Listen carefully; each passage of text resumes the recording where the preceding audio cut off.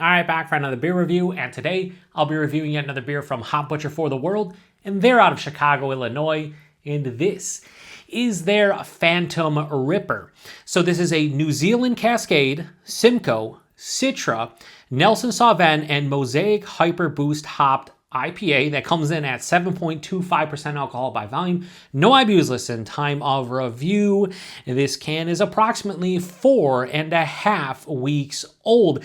So, recently here in the Western New York area, more specifically Buffalo, New York, we got a small drop of Hop Butcher stuff. I think like 4 or 5 beers showed up, and I picked up 2 of them. This along with their, was it Almost Magical in Symmetry? I already reviewed it. Delicious, hazy, kind of like fresh hop beer. Also had Sabro in it.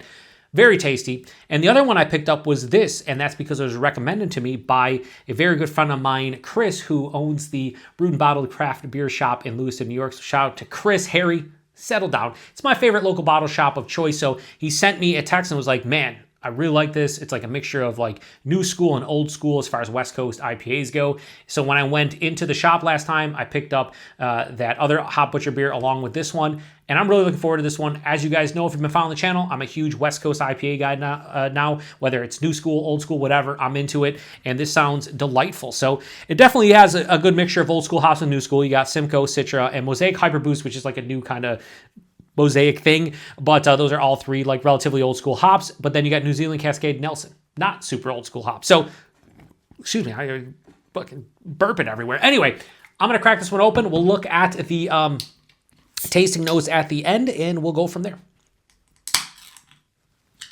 Got the hashtag proper glassware. I love the look of the label. Well, I don't want to look at the tasting notes, but you can see the color, like with the blue and the purple, and then this Hop Butcher glass has the little purple like droplets on it. So it's kind of like almost too much of perhaps hashtag proper glassware. Yeah, so I think this is going to be relatively clear. You know, it's pouring out pretty clear.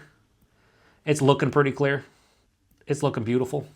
That is an awesome pour, and it smells fucking insane right off the rip. All right, so how does that look? Well, shout out to Billy. Billy, hashtag proper glassware, buddy. All day, every day. Look at that. That beer looks phenomenal in the glass. Like, yeah, that's a picture perfect, to me, West Coast IPA. You turn it around so you can see like where, but you can see my, you can see my hand through it. It's not like crystal clear, but it's pretty clear. If we bust out the contraband flashlight, will that help with anything? Yeah, the clarity's there. Just trust. Just trust. Looks awesome. So it has that beautiful like yellow-orange color, very vibrant, almost 2 fingers of a off-white, somewhat creamy and soap sudsy looking head. As you guys can see, it looks bright white on camera. It's not. It's a little bit off-white, but it does have a creaminess to it. So anyway, yeah, a good carbonation. Just plays the role of what I want out of a West Coast IPA. Let's get a nose. Also, they don't mention West Coast on the label, but their whole write-up on Instagram is West Coast. Jeremiah, anybody from Hop Butcher? If this says West Coast on it, I would just be like, I'd be stoked, and I'm sure a lot of people pick it up, but maybe some people wouldn't pick it up. But the fact you just call it an IPA, but you mention West Coast, like I would love to see when you say hopped dash, or dash hopped, and then you say IPA, just say West Coast IPA. I know they call everything that they pretty much release an IPA and don't mention like hazy, New England, whatever, but I would just love to know this is West Coast for sure. But I did check their Instagram. Anyway, knows. Yeah, it's fucking, this is, yeah. Yep. Oh, dude, it's tons of citrus, orange, grapefruit, but then the stone fruits come in, big pop of like peach, mango, apricot. There's some pineapple, red berry. And then there's that beautiful like dank herbaceousness with a nice like resinous kind of floral pine character. A little bit of that crackery malt. Holy shit, dude, it smells so fresh. It's 4.5 weeks old. It smells so fresh. Maybe even a touch of passion fruit. With Nelson and New Zealand Cascade, a lot of times you get that big like passion fruit, dare I say gooseberry, diesel note. Not big diesel here, but it does have the passion fruit for me. It just smells so inviting and pleasing, and I want to get into it, so let's do so. Cheers, everyone.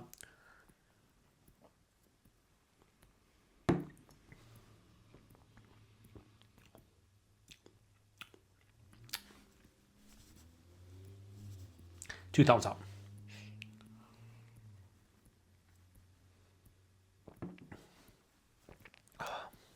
Really good. Really good. I love that with so I took first sip, a little bit of bitterness, took a second sip, bitterness starting to build. It's exactly what I want out of something like this. And 2 sips, look at the fucking glass lacing. Look at that glass lacing. That is insane. All right, body. Bit thin. Gotta be honest with thin. This is like lower side of medium. A little bit of a watery nature. Not the Hop Butcher's MO, but I'm always honest with my reviews, and I'll tell you right now, it's a little bit thin. So that's unfortunate. The mouthfeel has a moderate carbonation, very crisp and somewhat clean on the palate, refreshing, dare I say.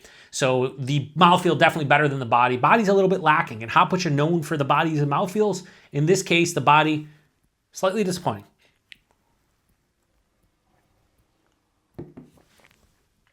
The taste, however, totally not disappointing. Right up front, that crackery, bready malt character hits me at the forefront, dives underneath the palate, once again resurfaces on the back end just for a little bit. I say that a lot with like West Coast IPAs, West Coast Pilsners, a lot of times with just, malt-driven beers or just lagers of any sort, and it's the truth for me. I get a little bit of that bready, crackery thing. It's noticeable on the palate, but it's always underlying. There's other things on top of it. And then sometimes it sneaks in the back, and it's like, hey, we've still got a little bit of maltiness going on here. That's what happens on my palate. Your palate's probably different. I don't know. My palate's fucking stupid, so I have no idea what's going on most of the time. But right after that bready, crackery profile, it's orange and it's grapefruit. It's juicy orange, it's pithy orange. Same thing with the grapefruit. It's more of a white grapefruit, more of like a mandarin or like navel orange. It has a nice juiciness to it, but not overly done. And then the stone fruits start coming in halfway through the palate. It's peach, it's mango, it's sweeter versions of them. So it's like not quite candied, but like over-ripened peach and mango, maybe even a touch of apricot. There is some pineapple that sneaks in, like a fresh pineapple, a little bit of a red berry, that passion fruit I was talking about. It's all over the place in terms of the fruitiness, but it's welcome. I use this term very occasionally nowadays, but a fruit bowl of awesomeness, yes.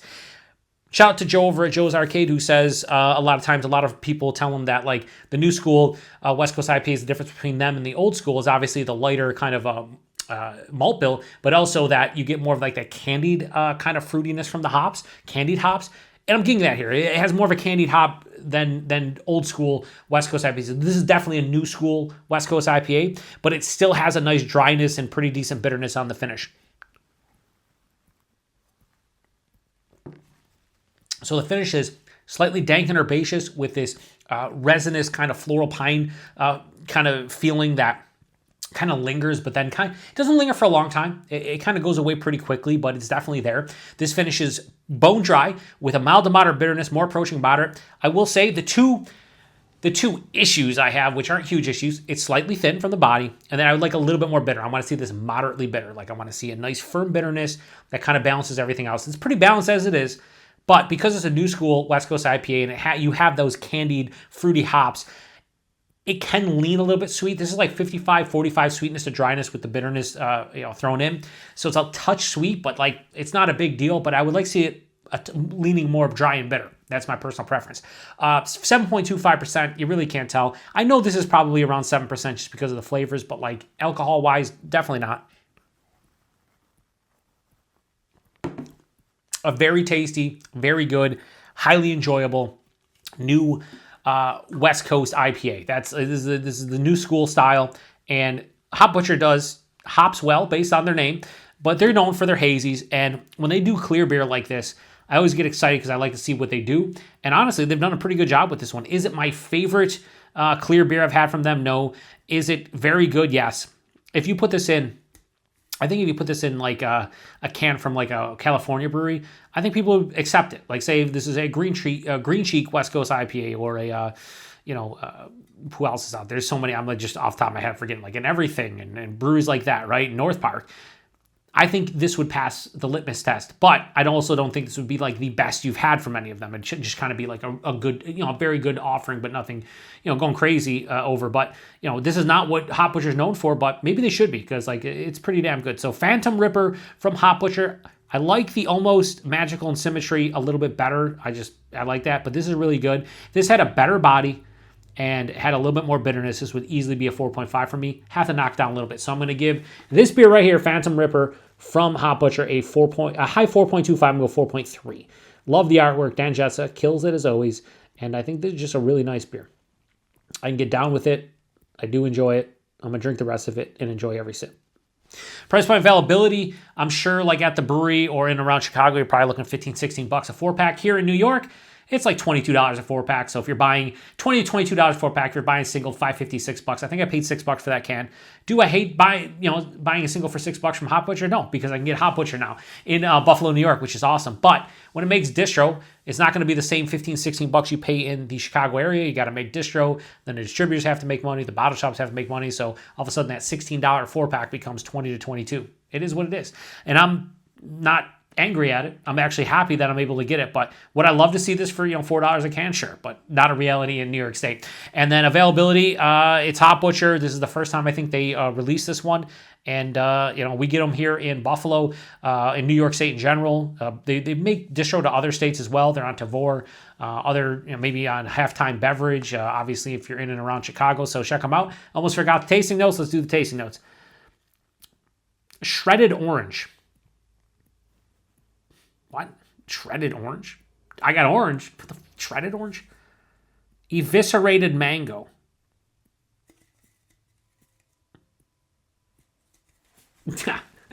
Okay. Phantom Ripper. Okay, I get why. Yeah, so basically they're saying orange and mango. Yeah, I got both of them. Chopped pineapple. Well, I'm 3 for 3. Now, I would have never thought in a million years to say shredded orange or eviscerated mango or chopped pineapple, but I got all 3 of those tasting notes, so I'm just going to leave that there. I just spilled some on it. I'm just going to leave that there. So anyway, thanks to Chris for recommending this one. I think it's a very tasty new school West Coast IPA. If you've had this one before, please post a comment section. Like I said, 7.25%. You really can't tell with any alcohol, although you can tell it's in that 6.5-7% range. So really nice new school West Coast IPA. I'll leave it at that. 4.3 out of 5. So appreciate everybody stopping by for another beer review here on the Beer Patrol. To the next one. Cheers.